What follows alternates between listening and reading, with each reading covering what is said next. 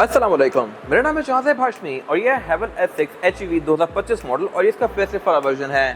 Facelift में इस गाड़ी के लुक्स को, इंटीरियर को काफ़ी हद तक इंप्रूव किया गया है, लेकिन इसमें रिम चेंज नहीं किए गए और इंजन बे में भी कोई खास चेंज नहीं किए गए। एग्जैक्ट चेंजेस क्या है मैं कवर करूँगा आगे जाके इस रिव्यू में। फिलहाल अगर बात की गाड़ी की हाईलाइट्स की तो ये गाड़ी इंसेनली फास्ट है, पावरफुल काफ़ी है और इसके अलावा एवरेज भी अच्छी देती है। साइज़ के लिहाज से भी डिसेंट है, लुक्स के लिहाज से खूबसूरत है और फीचर्स के लिहाज से एक्विप्ड भी है और यही वजह है कि ये गाड़ी पाकिस्तान में इस कैटेगरी में सबसे बेस्ट ऑप्शन है।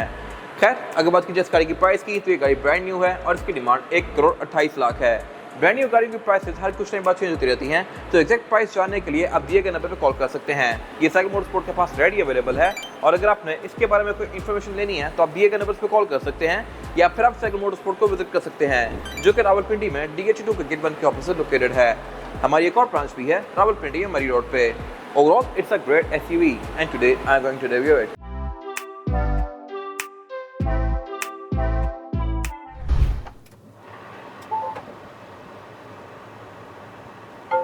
Let's start with the exterior of this car. यहाँ पर लुक्स के लिहाज से काफ़ी रिफाइनमेंट्स की गई हैं, लेकिन मोस्टली पार्ट्स पहले वाले ही हैं और ये मेरे ख्याल से एक अच्छी चीज़ है। अब हेडलाइट कहने को ये गाड़ी नहीं निकाल सकती थी, लेकिन फिर नई हेडलाइट्स काफ़ी शॉर्ट होती हैं और मार्केट में काफ़ी महंगी होती हैं एज कम्पेयर टू पुरानी वाली शेप। तो हेडलाइट सेम रखी गई है, लेकिन इसकी DRL बहुत बड़ी कर दी गई है। ये यहाँ नीचे एक्सटेंड करती है और फिर ये भी इसकी DRL है जो कि इसकी लुक्स को खूबसूरत बना रही है। पहले इस गाड़ी में यहाँ पर नीचे फॉग लैंप आया करते थे, फॉग लैंप इस गाड़ी से खत्म कर दिए गए हैं और इसके हेडलाइट्स के एंगल ही ऐसे हैं कि फॉग लैंप का काम भी कर देते हैं। फॉग लैंप कोई बहुत सारा इफेक्टिव रह भी नहीं गई और मोस्टली गाड़ी से खत्म की जा रही हैं। लेकिन जहाँ तक बात है इसकी ग्रिल की, तो इसमें हर किसी की अपनी ओपिनियन है। मेरे ख्याल से ग्रिल ज़्यादा खूबसूरत है, वैसे कुछ लोगों को पहले वाले लोग ज़्यादा बेहतर लगता था। आपकी क्या राय है कमेंट सेक्शन में मेंशन कीजिएगा। इसमें यहाँ पे क्रोम काफ़ी हद तक खत्म कर दिया गया है, सब कुछ यहाँ पे ये थोड़ा मैट ग्रे सा कर दिया गया है और ये बॉक्सेस बड़े कर दिए गए हैं। बाकी जहाँ तक बात है फीचर्स की, तो इसमें radar, parking sensors, automatic headlights, ये सब कुछ वही पहले वाला है। सिर्फ जो यहाँ पे इंप्रूवमेंट है वो है इसके बम्पर की। और जहाँ तक बात है स्काई की साइड प्रोफाइल की, तो फेसलिफ्ट में सबसे पहले जो कंपनी चेंज करती हैं वो होते हैं अलॉय व्हील्स। लुक्स पे खास वर्क नहीं किया जाता, लेकिन इस गाड़ी में उल्टा सीन है। अलॉय रिम पहले वाले रखे गए हैं, लेकिन बाकी सब कुछ चेंज कर दिया गया है इसमें, लुक्स भी और इंटीरियर भी। इंटीरियर मोस्टली गाड़ियाँ चेंज नहीं करती है। जहाँ तक बात है इस गाड़ी की रेंज की, तो ये वही है 19 इंच का जो कि पहले HEV में आ रहा था, लेकिन अब यहाँ पे चेंज ये है कि इसके छोटे वर्जन यानी कि 2.0 और 1.5 टर्बो में भी सेम रिम दे दिया गया है, ब्लैक वाला। मैंने 2.0 वाली गाड़ी की शॉर्ट्स बनाई हुई हैं, वो आप जाके देख सकते हैं, उनमें भी सेम रिम है, ऐसा ही ब्लैक। और बाकी यहाँ पे फीचर्स वगैरह भी खास इंप्रूव नहीं किए गए। साइड पे बिल्कुल ज़रा सी चेंजेस की गई हैं और वो यहाँ पे हैं, वो मैं कवर करूँगा आगे जाके। फिलहाल अगर बात की इसके साइड मिरर की, तो ये साइड मिरर ऑटो रिट्रैक्टेबल है, एडजस्टेबल है। इसमें ब्लाइंड स्पॉट मॉनिटर्स दिए गए हैं, नीचे यहाँ पे कैमरास दिए गए हैं जो कि आपको इस गाड़ी का 360 डिग्री व्यू देंगे। ये अगर मेरे ख्याल से एक अच्छी चीज़ है और इसके अलावा ये हीटेड भी हैं। पहले इस गाड़ी में यहाँ पे क्रोम की फ्रिल आती थी जो कि शो करवाती है कि ये गाड़ी HEV है, लेकिन अब वो खत्म कर दी गई है और मेरे ख्याल से सिंपल क्लीन लुक ज़्यादा अच्छा लग रहा है। और जहाँ तक बात है इसकी एब्सोल्यूट साइड प्रोफाइल की, तो साइज के लिहाज से ये गाड़ी एक मिड साइज SUV है। अब यहाँ पे जो चेंजेस किए गए हैं वो है इस गाड़ी की क्रोम वाली स्ट्रिप। वेदर स्ट्रिप इसकी पहले क्रोम में आती थी, इनको ऑल ब्लैक कर दिया गया है, जो कि अब मेरे ख्याल से ज़्यादा स्टाइल थी और अच्छी लग रही हैं। वैसे क्रोम गाड़ी में था नहीं पहले वाली गाड़ी में, सिर्फ यहाँ पे क्रोम दिया गया था, जो कि गाड़ी के कटर से ओवरऑल थोड़ा सा आउट जा रहा था। अब ये प्रॉपर के साथ की लगती है। नीचे भी ये वाला एरिया ब्लैक कर दिया गया है, पर ये भी क्रोम में था, ये भी क्रोम में था, ये ब्लैक कर दिया गया और अब इसकी लुक में देखी है। बाकी इसके अलावा इसमें स्मार्ट एंट्री आती है, यानी कि इसके डोर्स को मैं यहीं से लॉक अनलॉक कर सकता हूँ इस तरह से। और फिर इसमें वेलकम लाइट्स भी आती हैं जो कि रात को आपको इसके अंदर यहाँ पे लाइट देके वेलकम करेंगी। इसके पास से गुजरे पे इसके साइड मिरर अनलॉक हो जाते हैं, हालांकि गाड़ी लॉक ही रहती है। एंट्री और एग्जिट इसमें आसान है क्योंकि गाड़ी आपकी हाइट पे ही है। फिर इसके अलावा इसकी सीट भी इलेक्ट्रॉनिकली एडजस्टेबल है और ये गाड़ी पैनोरामिक रूफ भी ऑफर करती है, जो कि अगेन एक अच्छी चीज़ है। कुछ टाइम पहले तक पाकिस्तान में गाड़ियाँ सिर्फ सनरूफ ऑफर करती थी, पैनोरामिक रूफ किसी ने सुना भी नहीं था, लेकिन अब हर दूसरी गाड़ी में पैनोरामिक रूफ आने लग गई है। बाकी इसमें जो बैक पे ये विंडोज़ हैं ये प्राइवेसी वाली हैं, इसकी वजह क्या है ये मैं कवर करूंगा आगे जाके। और इसके अलावा इसका फ्यूल टैंक लेफ्ट पे ही दिया गया है। और जहाँ तक बात है इस गाड़ी के रेयर एंड की, तो यहाँ पे मेजर चेंजेस किए गए हैं और वो ये है कि इस गाड़ी की पूरी टेल लाइट और डिग्गी ही चेंज कर दी गई है। टेल लाइट पहले इस गाड़ी में एंड टू एंड कंटिन्यू करती थी, अब इसको स्प्लिट करके 2 पीसेस में कर दिया गया है और ये टेल लाइट काफ़ी सारी गाड़ियों से मिलती जुलती है। जेटोर की टेल लाइट भी काफ़ी हद तक ऐसी ही आती है, इसकी भी। और मेरे ख्याल से प्री फेसिफ वाला लुक ज़्यादा खूबसूरत था, एंड टू एंड वाला। ये लुक्स भी डिसेंट है। आपकी इसके बारे में क्या राय है कमेंट सेक्शन में मेंशन कीजिएगा। हैं ये टेल लाइट्स LED में। फिर इसके अलावा यहाँ से हैवल की बैजिंग हटा के GWM का बैज दे दिया गया है और ये वाला एरिया काफ़ी ज़्यादा बोल्ड कर दिया गया है लैंड क्रूज़र 300 सीरीज़ की तरह। बाकी इसके अलावा बैक पे गाड़ी पार्किंग सेंसर्स ऑफर करती है, नीचे इस पर रिफ्लेक्टर्स दिए गए हैं। HEV का बैज भी इसमें चेंज कर दिया गया है और ये ऑब्वियसली ये टेलगेट पावर्ड है, जो कि अनलॉक करने पे ऑल द वे अप जाएगा लाइक दिस। ट्रंक कैपेसिटी के लिहाज से भी ये गाड़ी अच्छी खासी स्पेशियस है। इसके रेयर बेंचेस को फोल्ड करके आप इसकी ट्रंक कैपेसिटी और ज़्यादा स्पेशियस बना सकते हैं और इसमें स्पेयर टायर भी एक कंपनी से ही आ रहा है अब, जो कि अगेन मेरे ख्याल से एक अच्छी चीज़ है, पहले इसमें नहीं आ रहा था। है ये अलग से क्योंकि इसमें हाइब्रिड में बैटरी पैक आता है यहाँ बैक पे, तो इसका स्पेयर टायर कंपनी ने अलग से देकर भेजा हुआ है, बट इसमें इन्फ्लेटर किट वगैरह भी दी गई है।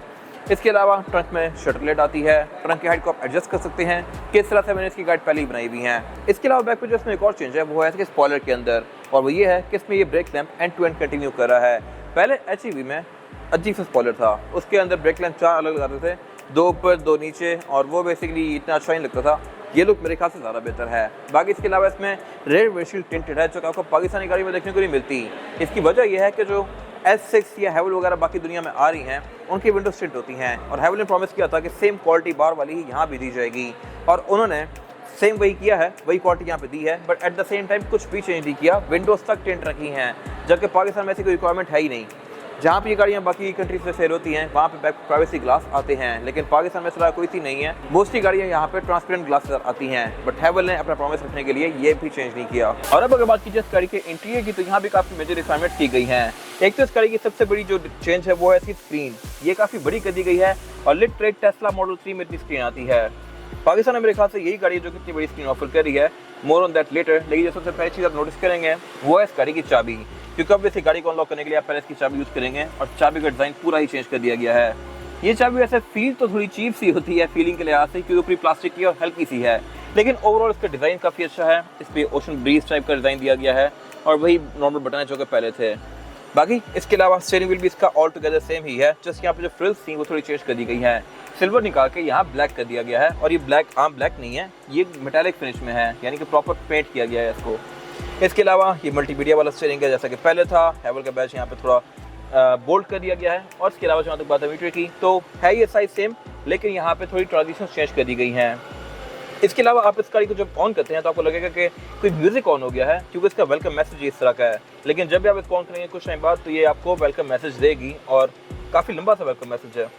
खैर, इसके अलावा थीम्स मेरे ख्याल से थोड़ी ज़्यादा डिसेंट कर दी गई हैं। ओवरऑल थीम जो है इसकी वो ग्रे, ब्राउन और ब्लैक की रख दी गई है, जो कि डिसेंट लगती है। और इसके अलावा जो इसकी मीटर की स्क्रीन है, ये आपको गाड़ी के स्टार्ट्स, हाइब्रिड की स्टार्ट्स, ओपन डोर्स, गाड़ी के मैसेजेस, ये सब शो करवाएगी। और यहाँ पे जो हैवल बनी हुई है ये भी फेसलिफ्ट वाली हैवल है। इसके अलावा बाकी डैशबोर्ड ओवरऑल यहाँ तक तो सेम है, ऊपर तक, पीछे हेड तक डिस्प्ले दिया गया है। इसके ग्राफिक्स चेंज कर दिए गए हैं, लेकिन साइज सेम है। लेकिन जो इसका मल्टीमीडिया है ये काफ़ी अपडेटेड है, और गाड़ी के बहुत सारे फीचर साइडों से निकाल के यहाँ पे डाल दिए गए हैं, इस तरह से कि इसकी जो पार्किंग ब्रेक है वो अब यहाँ पे प्रॉपर नहीं आती फिजिकल। जब तक आप गाड़ी की सीट बेल्ट इंगेज नहीं करेंगे ये गाड़ी डी में नहीं जाएगी। ये मेरे ख्याल से एक वियर्ड चीज़ है, पार्किंग ब्रेक डिसंगेज करने के लिए आप सीट बेल्ट लगाएंगे ही लगाएंगे। इसके अलावा हेडलाइट का स्टॉक भी यहाँ से खत्म कर दिया गया है, हेडलाइट्स भी आप स्क्रीन के अंदर से ऑन करेंगे टेस्ला की तरह। और भी इसके कुछ फीचर्स अंदर आ गए हैं। क्लाइमेट कंट्रोल के लिए मेन फिजिकल बटन जो है वो यहाँ पे दिए गए हैं, लेकिन प्रॉपर क्लाइमेट कंट्रोल इसका यहीं पे अंदर ही है। इसके अलावा इसकी जो फ्रंट दोनों सीट्स हैं ये पहले सिर्फ वेंटिलेटेड थी, अब ये हीटेड भी हो गई हैं। Nice arrange detail. वैसे यूजुअली गाड़ियों में या तो सीट सिर्फ हीटेड होती हैं या फिर दोनों होती हैं। इस गाड़ी में उल्टा सीन था, सीट्स वेंटिलेटेड थी, हीटेड नहीं थी। अब ये 2 वे जाती है, इसको आप हीटेड और कूलिंग के बीच में स्विच कर सकते हैं इस तरह से। बाकी क्लाइमेट कंट्रोल इसका डुअल जोन है, और इसके अलावा गाड़ी के बहुत सारे फीचर्स आप यहीं से यूज़ कर सकते हैं। सीट्स में इसकी मेमोरी फंक्शन भी आता है, और इसके अलावा बाकी wireless charging, head up display, काफ़ी सारी चीज़ें आप यहीं से एडजस्ट कर सकते हैं। फीचर्स पे इसकी डिटेल गाइड मैंने बनाई हुई है, जो कि आप जाके मेरे पिछले रिव्यूज़ में देख सकते हैं। उससे अगर बात की जाए नीचे एयर वेंट्स की, तो इसका डिज़ाइन थोड़ा सा चेंज कर दिया गया है, और हेडलाइट का बटन भी थोड़ा चेंज कर दिया गया है। ये छोटू सा है जो कि पहले यहाँ पे नीचे आता था, और ये फ्लैश करता है, तो ये भी एक अच्छी चीज़ है। इसके अलावा ये वाला पूरा पैनल का चेंज कर दिया गया है। इसकी जो एम्बिएंट लाइट है वो यहाँ से निकाल दी गई है, I am not sure why, पहले यहाँ पे आती थी और वो अच्छी लगती थी। इसके अलावा फिर नीचे कुछ फिजिकल बटन्स हैं, इसमें 360 डिग्री कैमरा सेटअप आता है। इसका डिस्प्ले भी काफ़ी हद तक इम्प्रूव्ड है, और ये ज़्यादा क्रिस्टल क्लियर है अब। इसके अलावा पीछे पर पूरा जो ये वाला पैनल है ये चेंज कर दिया गया, और मेरे ख्याल से पिछले पैनल की लुक थोड़ी ज़्यादा प्रीमियम थी, क्योंकि उसका गेयर सेलेक्टर रोटरी डिज़ाइन में था, और ओवरऑल उसकी जो यहाँ पे शाइनी एलिमेंट्स है वो ज़्यादा खूबसूरत है। अब इसमें ये पूरा प्लास्टिक दे दिया गया है, और ये देखने में लगता है कि वॉशरूम या किचन की एक्सेसरी है, बट ये ऐसा ही है। लेकिन गेयर सेलेक्टर का यहाँ से डायल निकाल के जहाँ पे मूव किया गया है वो लोकेशन काफ़ी कन्वीनियंट है। अगर आप प्रेस्टीज या बिगिनर ड्राइव करते हो तो आपको आइडिया होगा कि उनमें गेयर यहीं पे आता है, और इसका फ़ायदा ये है कि मैं सिंगल हैंडल इस गाड़ी को रिवर्स आगे पीछे कर सकता हूँ। टाइट पार्किंग स्पेसेस में मैं इसको यूँ ही रिवर्स में डाल के गाड़ी को मोड़ के यहीं से डी में कर सकता हूँ, फिर रिवर्स, फिर डी, सिंगल हैंडली में पूरी गाड़ी को यूज़ कर सकता हूँ यहीं से ही, और सीधा पार्किंग भी फिर यहीं पे दिया गया है।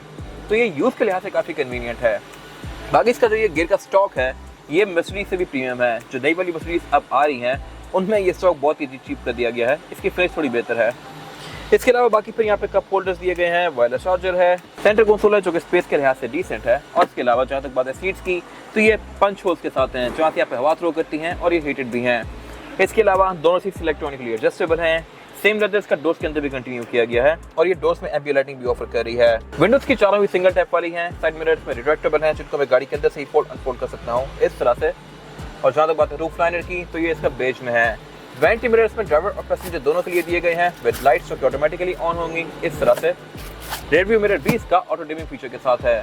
बाकी इसके अलावा यहाँ पे ये सनग्लास होल्डर दिया गया है, कैबिन लाइट्स दी गई हैं जो कि एलईडी में है, ये वैसे पहले भी एलईडी में थी। और इसकी पैनोरामिक रूफ दी गई है जो कि इसको काफ़ी अच्छा ऑप्शन बनाती है इस कैटेगरी में। वैसे मोस्टली गाड़ियाँ ऑफर कर रही हैं लेकिन कुछ टाइम पहले 2019 से पहले तक ये चीज़ पाकिस्तान में थी नहीं, सिवाय विटारा को छोड़ के। फिर इस गाड़ी में एक और इंटरेस्टिंग फीचर भी है। अगर आपका फोन चार्जिंग पे है और आप गाड़ी को बंद करते हैं तो गाड़ी आपको इंडिकेट करती है कि आपका फोन चार्जिंग पे है और उसको लेके जाएं। Don't forget your mobile phone. ये मीटर में प्रॉपर एक मैसेज भी आता है। और अब अगर बात की जाए इस गाड़ी में पैसेंजर्स के लिए सीटिंग कैपेसिटी की, तो ये भी काफी स्पेशियस और डिसेंट है। इस तरह से कि चौड़ाई के लिहाज से भी ये गाड़ी अच्छी खासी है, तो यहाँ पे 3 लोग कंफर्टेबली बैठ सकते हैं, 4 आना चाहे तो वो भी आ जाएंगे। फिर इसके अलावा लेग रूम भी मेरे पास यहाँ पे स्पेशियस है और हेड रूम भी। अमेनिटीज की अगर बात की जाए तो इसमें रेयर पैसेंजर्स के लिए एयर वेंट्स भी दिए गए हैं और आउटलेट भी दिए गए हैं। और ये सिर्फ C2C है, दोनों USB नहीं है, ये C2C भी है और यहाँ पे USB अलग से भी दिया गया है ताकि आपके पास कोई भी चार्जर हो आप फोन चार्ज कर सकें। और इसके अलावा यहाँ पे फिर सीट बेल्ट भी दी गई हैं, आरसीबी के पोर्ट्स भी हैं, एयर बैग्स भी गाड़ी ऑफर करती है बैक पे। और इसके अलावा साउंड सिस्टम भी इसमें प्रीमियम है, स्पीकर्स अलग हैं, ट्विटर्स अलग हैं। फिर रेयर बेंचेस को अपनी मर्जी के हिसाब से काफी तक एडजस्ट भी कर सकता हूँ। यहाँ पे सेंटर कंसोल भी आता है जो कि अगेन बहुत सारी गाड़ियाँ ऑफर नहीं करती। फिर ऊपर से पैनोरामिक रूफ दी गई है जो कि इसमें रेयर पैसेंजर्स का व्यू भी अच्छा बनाती है। और उसके अलावा लाइट्स दी गई हैं यहाँ साइड्स पे क्योंकि ये सेंटर में आ नहीं सकती। और अब अगर बात की जाए इस गाड़ी के इंजन की, तो इंजन इसमें 15 सीसी टर्बोचार्ज्ड हाइब्रिड आता है। किसी भी गाड़ी में उसका इंजन ही होता है जो कि डिसाइड करवाता है कि वो गाड़ी पाकिस्तान में या किसी भी कंट्री में चलेगी या नहीं चलेगी। पाकिस्तान में इकोनॉमी और पॉवर ही 2 मेन फोकस होते हैं और ये वो गाड़ी दोनों ऑफर करती है। इस गाड़ी के छोटे वर्जन्स भी आते हैं लेकिन वो गाड़ियाँ नहीं बिकती। इसकी मार्केट इंसेनली स्ट्रॉन्ग है और इसकी वजह यह है कि इसके परफॉर्मेंस फिगर्स भी इंसेन हैं।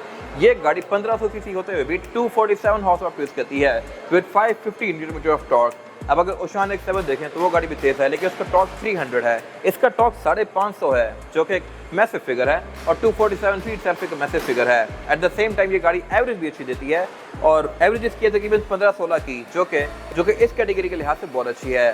वैसे आपको स्पोर्टेज वगैरह भी 8 से 10 की एवरेज देती हैं। खैर यही सारी चीज़ें हैं जिसकी वजह से ये गाड़ी पाकिस्तान में बहुत ज़्यादा चली और ज़्यादा चलने की वजह से इस गाड़ी की पाकिस्तान में मार्केट भी काफ़ी स्ट्रॉन्ग हो गई है। पार्ट्स भी आपको इसके इजीली मिल जाते हैं और इसके अलावा क्वालिटी के लिहाज से भी ये गाड़ी अच्छी है। वायरिंग इसमें बॉश की गई है जो कि एक अच्छा ब्रांड है। इंटरनल स्पेस का काफ़ी वेल इंसुलेटेड है और इसके अलावा मेटेरियल्स के लिहाज से भी ये गाड़ी खास महंगी नहीं पड़ती। बोर्ड इसका स्टैंड से ओपन होता है, अगर यहाँ पे हाइड्रोलिक आ जाता तो मेरे ख्याल से ज़्यादा बेहतर था। बाकी इसमें ABS, traction control, drive mode ये सब आता है। फिर ये गाड़ी फ्रंट व्हील ड्राइव है, इसमें 2 पावर ट्रेन ऑफर होती हैं।